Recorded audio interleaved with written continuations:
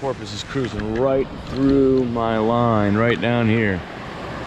This guy's got to be like 70 yards off the beach.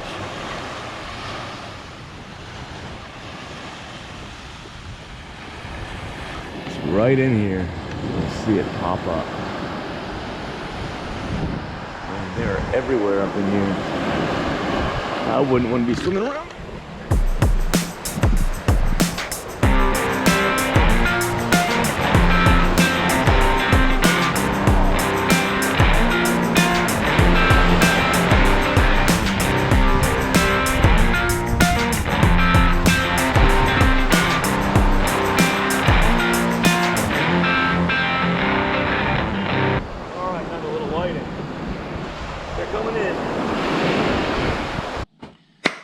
Good morning, welcome back to the Hicks Hooks channel. Today's episode, I'm going to be talking about different jigs and rigs that you might want to have with you if you're going down to the Outerbanks on vacation for a week or two. You know, sometimes when you're out fishing, like the past couple of weeks, the water's been kind of rough, so you might want to go to the sound. So some of these jigs will work for that. Maybe, and some of these things will be just, you know, kind of pier specific, and some will kind of be versatile for anywhere. So I'm going to throw that out there right now. But these are some kind of things that you might want to have with you in case either A, you get bored of bait fishing quickly and you want to keep busy and just walk up and down the beach, or C, you end up at the pier or in the sound and you're trying to figure out how to get on the fish. So here we go. The first thing I'm going to start out with is just something you can use basically anywhere. Sound, off the surf, and this is kind of what I go to when I get kind of bored. But basically what you're going to want to get is a pack of jig heads. All right, I like 1/4 ounce. I believe these are 1/4 ounce. Yep, 1/4 ounce jig heads. You can go bigger, you can go 1/2 ounce if you want. But I just find like 1/4 ounce is pretty good, especially when the water's kind of calm and you're gonna have to poke a hole out of here. But basically, the one thing that you want to do is get some of these gulps, and I get the 4-inch swim tails. All right, I prefer chartreuse.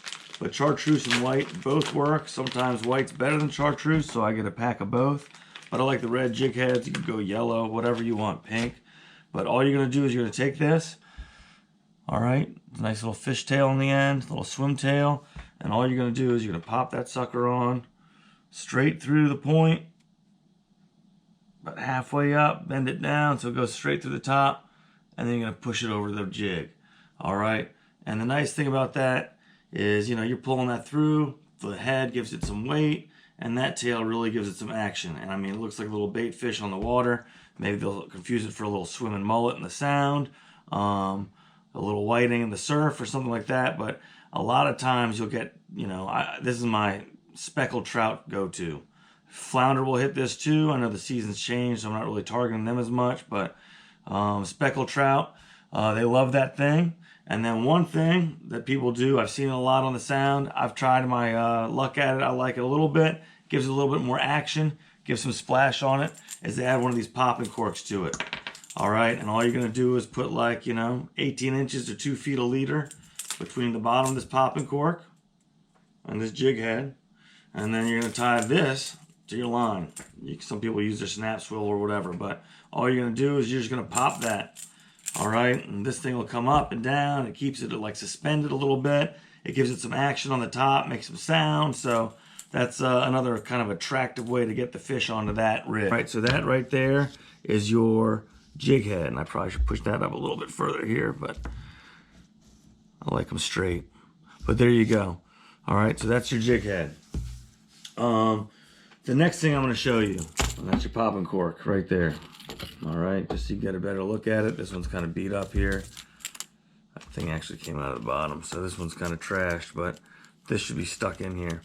So I'm gonna have to invest in another popping cork. That's seen its work, that's seen its time and place. All right, so the next thing I'm gonna go over, which is just kind of an old-fashioned rig. You'll see it a lot. I don't think a lot of people talk about it anymore. They're using other things, you know, custom baits, bigger jigs, but bucktails, all right? And right here, these are just 3/4 ounce. All right, I kind of like to get like a 1/2 ounce and a 1 ounce. These came in a pack, so what you could do is you take 2 of these bucktails. So here's a 1 ounce right here.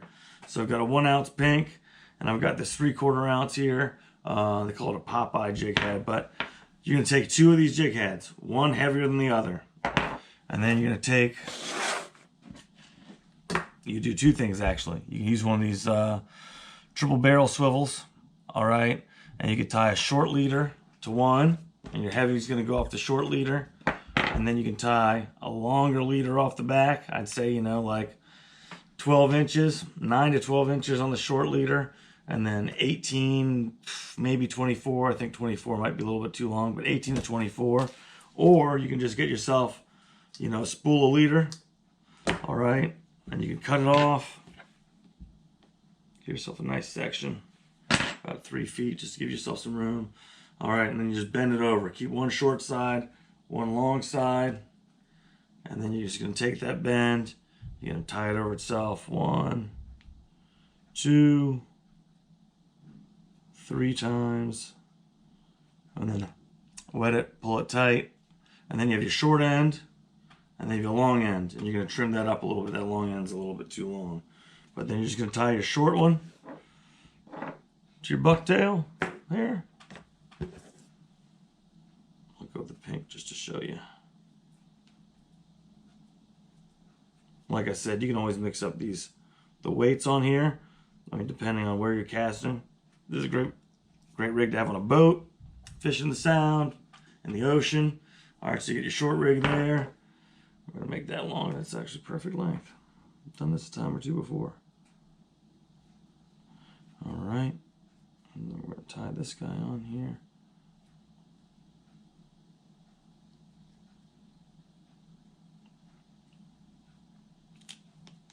And there you go. And that way you have your short and your long.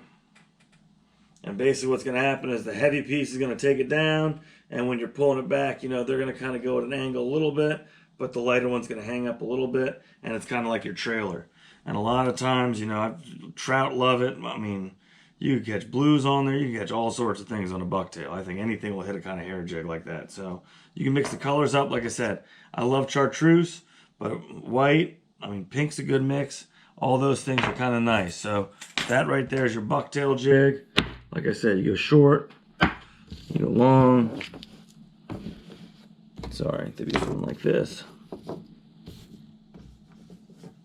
Back off the back. Boom, boom. All right, and all this does is replace this loop. So basically, if you didn't have that loop, you just tie one off there and one off there, and you're good. Whatever you prefer. Some people don't like using a lot of metal, and I get it. But that's your bucktail jig right there, all right? So, I mean, you can even just cast one of these hair jigs. You just want to tie one on and throw it out there. That's cool. I think the double bucktail jig has definitely got, you know, it's like a kind of like a Carolina classic sort of thing in my mind. I was throwing that when I was like 7. All right, so those are your bucktails right there. Next thing I'm going to talk about, and this is like my favorite new thing that I've been doing the past couple years. I always had trouble, all right? So you always want to kind of have a spoon with you. There's a big spoon.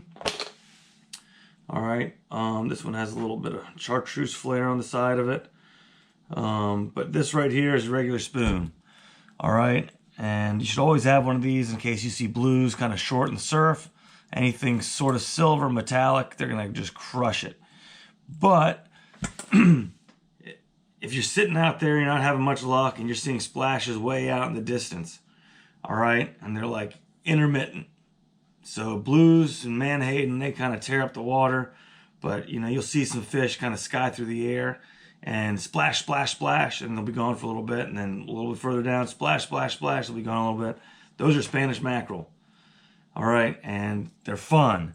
But as a kid growing up, I never had anything I could cast out there. They seem a million miles away. But these Clark spoon casting jigs. There's a 1.5 ounce casting spoon.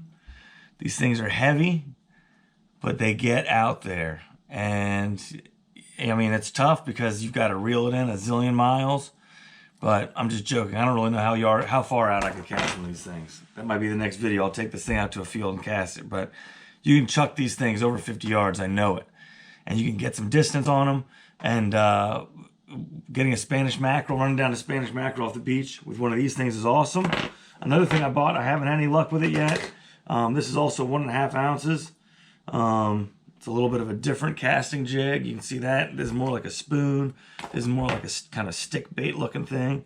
But anyways, that's like my new thing. I love it. So hopefully I'll be catching some of those in a week or two. Now that the surf's changed, I know they're catching them down south, off the point and down in Buxton and stuff. So hopefully I can get into some Spanish mackerel soon. And then, so that's a Clark spoon casting jig, 1.5 ounces. Go with 1.5 ounces. You can huck that sucker out there as far as you want. And if you catch a Spanish mackerel, that's cool. All right, but most of the time you're fishing for Spanish mackerel off the piers. And I don't really buy these until I get to a pier. And if you have one of these, same thing with this. Anytime you're fishing for Spanish mackerel, throw a heavier leader on there. Put some fluoro leader on there. I think 30 pounds is what I usually use. But off the piers where the Spanish mackerel are going, everyone's throwing these gotchas. All right, and you can see this is my last one I had. And the reason why I say wait till you get down there is they'll tell you what color to use, and they'll even give you some leaders sometimes. But this right here is like crazy chicken gotcha, or funky chicken, or whatever they call it. And just 2 treble hooks on here.